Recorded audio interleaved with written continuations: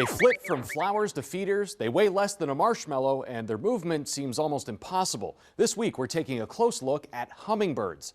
Let's get the obvious fact out of the way. North American hummingbird wings average around 50 beats per second in a normal flight, though Cuba's bee hummingbird generates quite a buzz at 80 beats a second.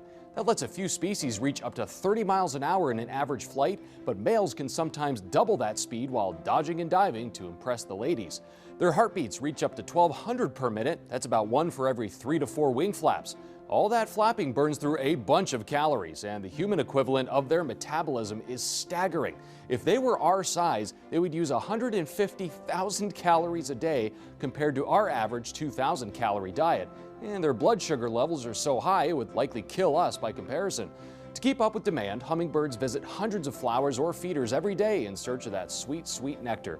In fact, because a big part of their brain is the hippocampus, they've been known to remember which flowers they've been to and even feeder locations years later. It's a symbiotic relationship as they help pollinate a variety of species on those quick visits and occasionally eat small insects mid-flight. Their color vision is impeccable, especially for warmer colors like red or orange. Feeders are often colored that way for that reason, but you should avoid using red dye in your nectar. Just mix 1 part sugar to 4 parts water. The simpler the better.